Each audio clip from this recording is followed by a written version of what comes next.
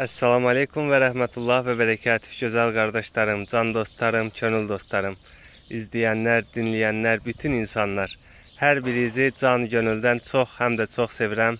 Rabbimiz Allah hem dünyada hem ahirette xoşbəxtlikləri nəsib qılsın canım kardeşlerim, aziz kardeşlerim, sevgili izleyenler, dinleyenler. Ey güzel kardeşlerim, şeytan her gün günümüze müdaxilə eləyib bizi Allahla bərabərlikdən saptırmağa çalışır.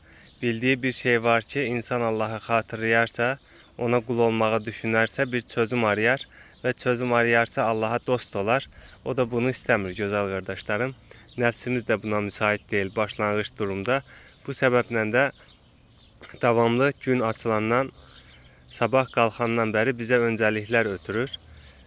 İlk başda nələri eləməliyik deyə bizə dünya həyatını çətin göstərir, ruzimizdən, rızkımızdan bizi qorxudur.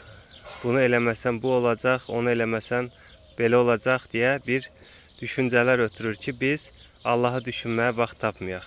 Və günün başından sonuna qədər bizim 24 saatimizi əlimizdən alır hər gün və biz Allah'ı unuduruq, dünya həyatına dalırıq. Halbuki Allah Teala mən sizin rızkınıza kəfiləm buyurur və dünya həyatında da Rəbbimiz buyurur ki, heç kimi az açıqda buraxmaram. Hər kəsin ruzisini ayrı-ayrı göndərərəm deyir Rəbbimiz Allah. Yardımcı olaram deyir. Amma deyir, ahirəti qazanmaq qulumun öhdəsinə buraxmışam. Əgər məni diləyərsə, istəyərsə buyurur Rəbbimiz Allah, o zaman ona yardımlarımı göndərərəm buyurur can dostlarım, könül dostlarım. Gəlin bərabər əlimizi açıb Rəbbimizə ona qovuşmağı diləyək inşallah.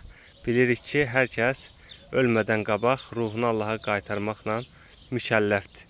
Əgər ruhumuzu Allah'a qaytarmağı diləməsək, ruh vücudumuzda qaldığı üçün biz daim sıxıntı yaşayacağıq, vicdan əzabı çəkəcəyik. Necə ki, Ahzab 72-də Allah Teala buyurur ki, əmanəti yerlərə, göylərə təklif etdik, qəbullənmədilər. Fəqət zalim və nankör olan insan onu qəbulləndi. Bu ruhdur, gözəl qardaşlarım ki, Allah Teala Səzdə 9-da bizə ruhundan üfləyib əmanət olaraq və onu ölmədən öncə ona qaytarmağımızı diləyir.